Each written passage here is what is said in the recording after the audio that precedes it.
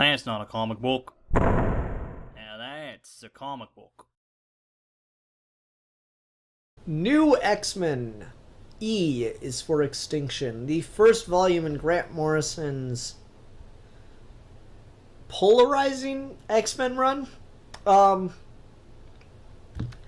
As you know, on this channel, I make no bones about it, I'm much more of a DC guy. Through and through, I am so much more of a DC guy than a Marvel or independent guy.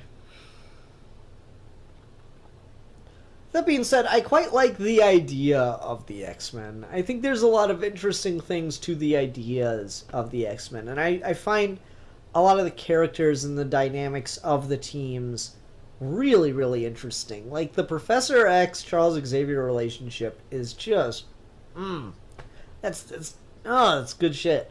They probably touch wieners, or whatever gay people do. But anyway,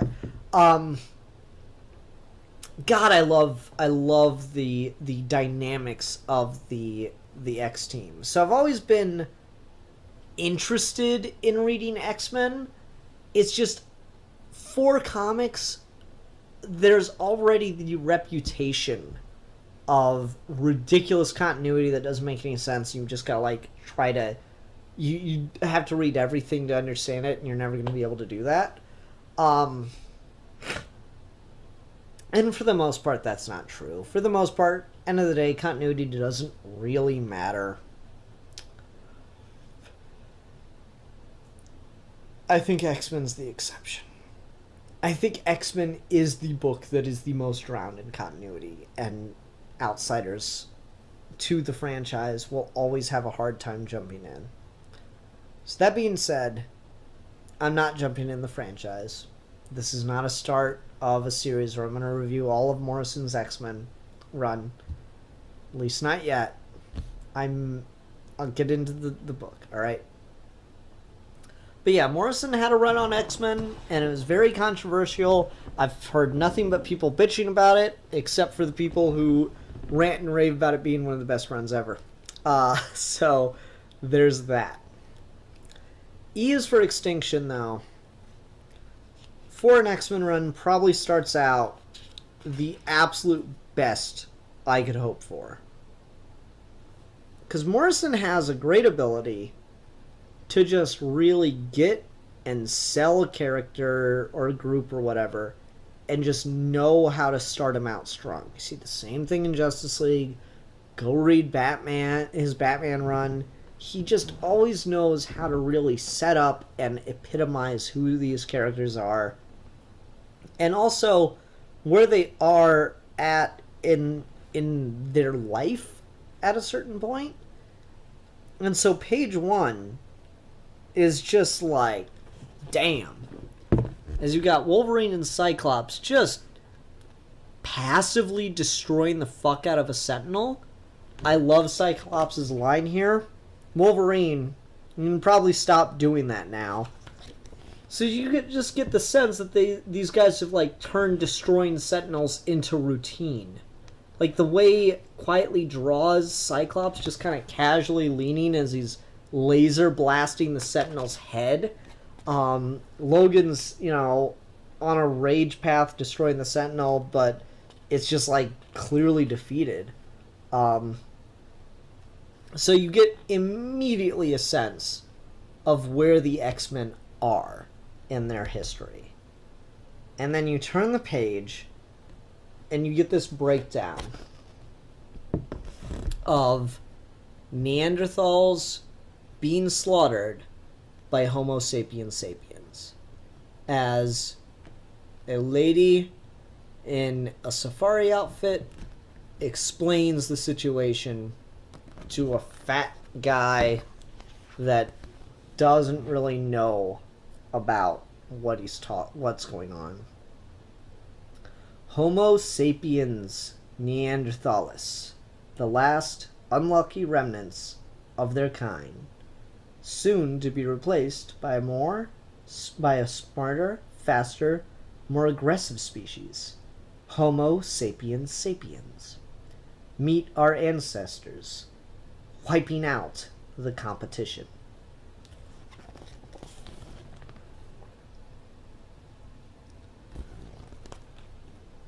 Does it have to be so real? They're biting pieces off.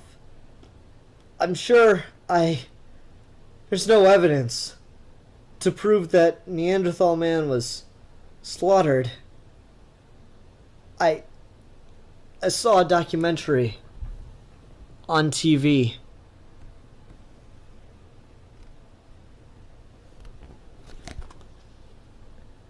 Television has made you the expert, has it? As if the world's foremost evolutionary biologist, Mr. Trask, I can assure you that history is repeating itself as we speak. There is a faster, more aggressive race in our midst, eager to inherit the earth upon which we stand. Science calls them Homo sapiens superior, the mutants. You saw my findings. The human race will be just as extinct as Neanderthal man within 4 generations, unless we fight back before it's too late. Blood, guts, ripping flesh. Unless we exterminate the mutant germ line once and for all, humanely, of course. But Miss Nova, I'm only a dentist. That's the prologue. That is fucking gold. Wow, that is a great opening. Holy shit. I mean, yeah, let's exterminate the mutants plot, which is pretty much your basic shit with X-Men. But damn, does he sell it. Oh, Morrison, I love you. Morrison's my I love Morrison. Morrison, I love you so much, Grant Morrison. You're such a good writer, Grant Morrison. Oh.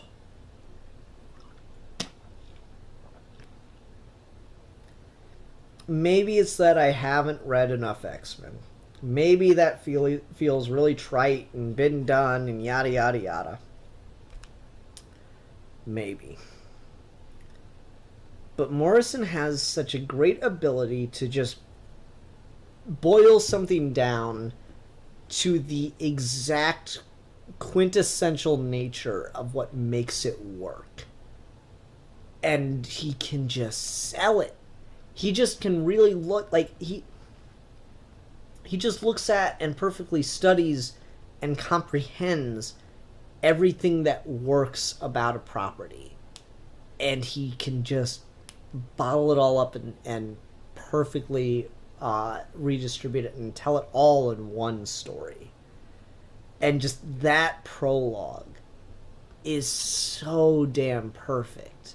Because, like, yeah, you hear as a comic book fan about all the times that Sentinels were built and the X-Men came in and destroyed them and saved the day. And so, you know, at a certain point, the Sentinel isn't a threat anymore. It's just there. They're not scary. It's just a robot for the X-Men to smash to bits. And it gets boring to read. And yes, we get the whole humanity is afraid of mutants. They're going to drive us extinct and blah blah. It's the most trite, cliche kind of explanation for why the humans are attacking mutants. That scene does such an absolutely fantastic job of not making you relate to it, but making you see the fear realized. So often the bigotry that mutants experience is just kind of taken for granted, that you know exactly what the people are supposed to be fearing, that are wrong to think it. But when we frame mutants as not another race or ethnicity or you know, orientation, but as a next step in evolution, suddenly the tables become much more dramatic. And Morrison sells it so perfectly in 3 pages. That's it.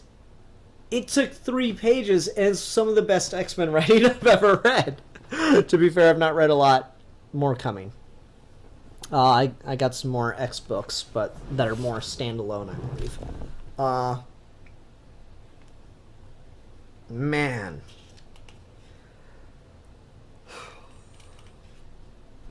So anyway, I don't know how much I want to get into the plot of this. Basically, Trask the dentist is the descendant of the guy who built the Sentinels, and he's been pulled in to try to destroy them. Or not destroy them, try to use them to destroy the mutant island of Genosha. Meanwhile, a new version of Cerebra, is up and running, but Professor X is attacked while using it as someone tries to take control of his body, but he manages to wrestle a gun out of his pockets and point it at his head, saying, "Get out of my head or I'll fire." You would too, wouldn't you? This is only how it starts. Are you very afraid now? And then she releases control. Back to Mr. Trask, and he uses his biological control over the Sentinels to release an army of them, some to fight the X-Men, but the rest to go to Genosha and completely and totally decimate the population. So you get a little bit of like the ground level of things going wrong. And I do quite like this scene of Magneto in his, I guess I'd call it palace or whatever you want to call it. That's got connotations to it. I don't need it to have, but whatever. Magneto in his palace, wheelchair bound, of course. Which I don't know why that was in continuity at the time or whatever, but it totally works on so many levels for me. Wheelchair bound, watching very 9/11-esque as a plane Sentinel thingy comes and destroys his town. Genosha is destroys his tower, probably killing him. Genosha begins to be completely decimated. Extermination event underway. Target Genosha, population 16,521,063, falling. 11,001,467. 8,290,025. 800,000. 763. And then, yeah, the X-Men are just there in the next issue, exploring the remnants of Genosha as it's been completely wiped out.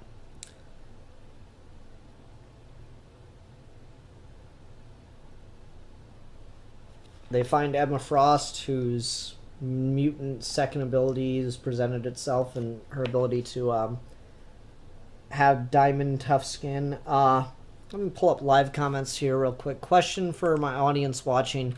Does anyone know? I was under the impression Emma Frost was a Grant Morrison created character. Did he create her? Is this the first time we've ever seen her, or had she been around before in another volume? Because the way she's written, the X-Men are acting like they've known her for a while, but I was under the impression Morrison created her. And I just don't know. So if anyone knows in the live comments, I'd appreciate a little information. Anyway, Scott and Wolverine have captured Nova, the woman responsible for the Sentinel attack on Genosha, and they're trying to figure out what to do with her. She wakes up and completely fucking decimates all of the X-Men. Just sideswipes them. I love Wolverine tries to attack her, and she just shreds his arm to nothing but the adamantium in one go. And I love the way quietly, oh god, he renders Wolverine's healing factor so fucking disgustingly. It's perfect. Anyway. So yeah, Wolverine keeps, or the X-Men keep trying to fight her off, but she beats him until Emma Frost shows up and kind of snaps her neck, which is cool.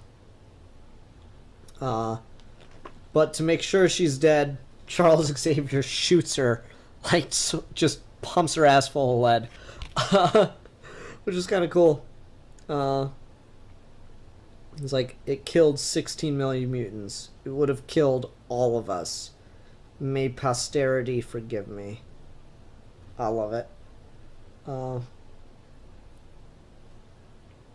Anyway. There's also a subplot about Scott. Cyclops had previously been possessed recently, and so he's very distant from everybody, including Jean, his wife, who he's not touching, like, at all. Not even, like, sex isn't even in the question. It's, like, not even hugging her or anything. Not laying in bed with her or nothing. So there's, some interesting character development there. I don't think I'm getting an answer on my Emma Frost question. So if you know, please leave a comment in the after the fact video. I'd be curious for an answer there. A lot of other stuff happens, and I do find it all really interesting, but it's a very complicated narrative, and so I'm not as interested in talking about that, though the idea of the U-Men being introduced here, people who want to transition and become mutants, is pretty interesting, and it's very like Morrison to think of that. It's funny how surface level it sounds a lot like the arguments that are used for trans people.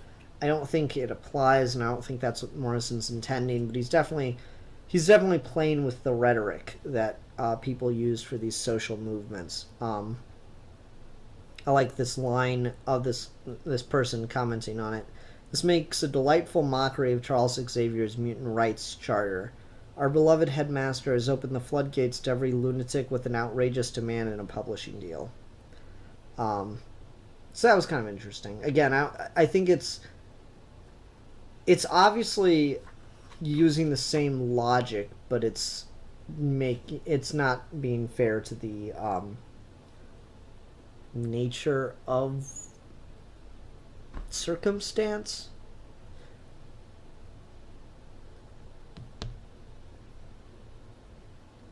There's the transgender movement, and then there's also this weird transracial movement where, like, white people want to claim that they're actually black because they're like socially black, but they were born white, and so that they just want to transition and become black, and, like, no, that's not a thing. So mutants have a cultural background as well as the biological component, and that's what they're getting at.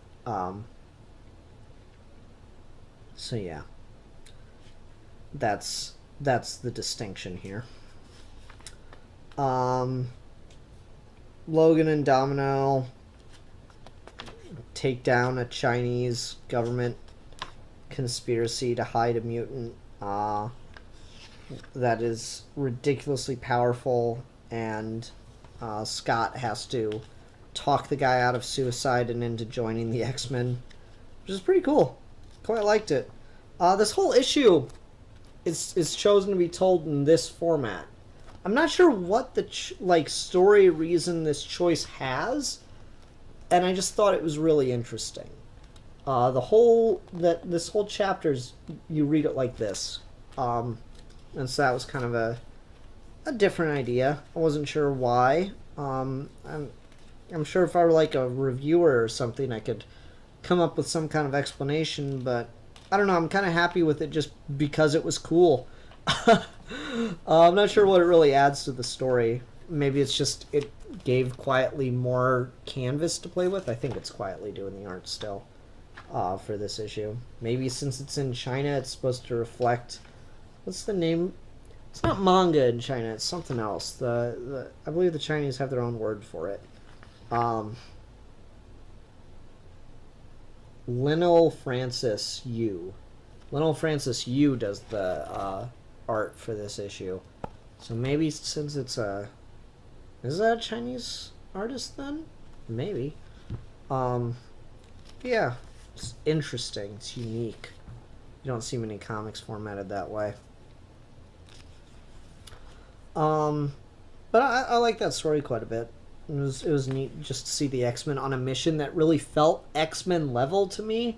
I hate super epic scale X-Men stuff so often.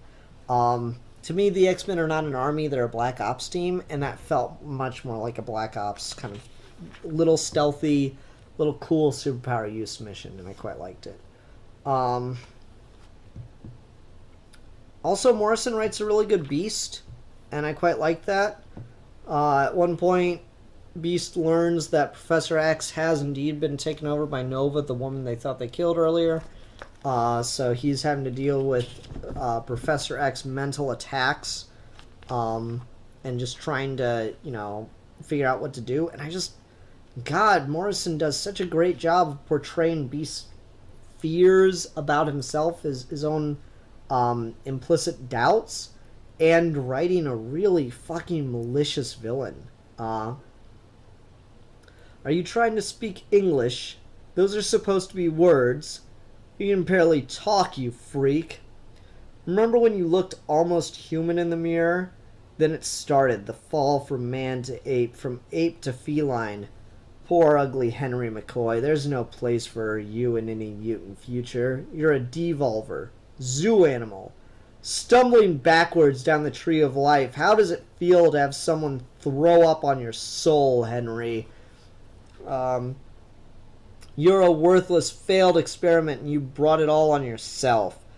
Is this your special mutant gift manifesting itself, Henry? This slow crawl backwards down the evolutionary spiral? Where will your gift take you next, I wonder? Will you become an insect, a worm, a slithering, incoherent slime mold still trying to charm human women with its awkward poetry? And Beast just fighting, and he's comes back with, I'm a member of the evolved species Homo sapiens superior. I have a doctorate degree. I can turn the periodic table into a dirty rhyme if that's what it takes to get you out. I can't help noticing the litter tray. Hydrogen's a kind of gas the Big Bang blew out of its... Ugh!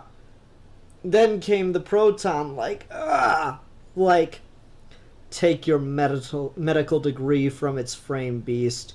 You have no choice. Charles's brain was designed by nature to control the brains of others. I'm sure it can be used to house train a filthy animal. Now. So take out your diploma and use it to clean yourself from now on. Prove to me that you understand the basics of life as a domestic pet. Oh. God, that's so evilly cruel, and yet I love the way Beast is written for retort. I can turn the periodic table into a dirty poem. That's the level of intelligence I have. I'm not an animal, and yet this villain Dr. Nova is just feeding on all of his fears about himself. Oh, it's such a hard scene to read. So damn intimidating. Really, really great scene. I don't really want to spoil how it concludes, but I just really, really like that. Ultimately, Beast is incapacitated, and Nova takes off with Professor X's body to go mind control some aliens and possibly use them as an army against the X-Men. It's a good run. It's a really solid open to a run. Again, that prologue is just perfect. Emma Frost is written really well. She becomes a really interesting character who's really throwing a wrench in the gear of the team dynamics for the X-Men. Morrison writes Beast absolutely fantastically. I really love that scene of struggle, but there's other really great scenes with Beast in here that I quite enjoyed. Gotta see if I can find it.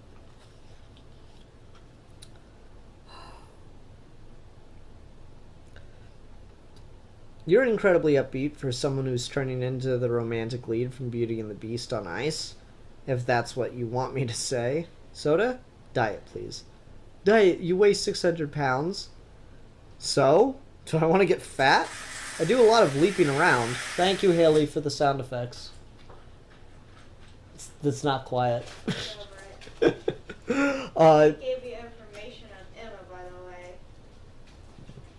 Oh, you did? Yeah. Oh, thank you. Let's go look at the comments then. She was in a relationship with Cyclops after Jean Grey died. So I'm. Scroll up. Scroll up. Oh, okay. There's more. Back in the 2000s, Emma wasn't in it. Emma Frost, created in 1979, appeared in Uncanny X-Men number 129, was created by Chris Claremont with artist co-writer John Byrne. Okay, so definitely not a Morrison character. I don't know where I got that in my head from. Anyway, on Beast. So yeah, it's like, you're gonna drink diet, but you weigh 600 pounds. So, do I want to get fat? I do a lot of leaping around. I suspect my latest beast form is connected to this year's mutant baby boom. Like, I don't know, it's just really cool, really fun Beast. Beast is by far the X-Men character that I like the most, without a whole lot of exposure to X-Men comics, but I just kind of superficially enjoy Beast. So yeah, lots of great stuff. Switch artists a lot in here. Frank Quietly kind of kills it. It's really hard for everyone else to live up to Frank Quietly. I mean, it's Morrison and Quietly. They're the comic book duo, right? Though we are getting the weird like movie style X-Men costumes, because the movies were out around this time, so they're trying to put them more in that style, and I think it works. They actually do give a story reason for it too, which I thought was good. And there's still more yellow in there, which is nice. Ultimately, though, I really like this. This is really, really good. There's no denying that. I do want to read more, but I don't feel like I'm going to go out and try to find every trade of the run or anything like that. I don't know. If people really respond to this and they really want me to read more of Morrison's run, I'm down. But I got a couple things that are supposed to stand on their own a little bit better, and so I'm interested in reading that and seeing where it goes. Anyway, that'll do it for this episode of Trade Talk. Everyone, thank you very much for watching. Hope you enjoyed. Until next time, bye.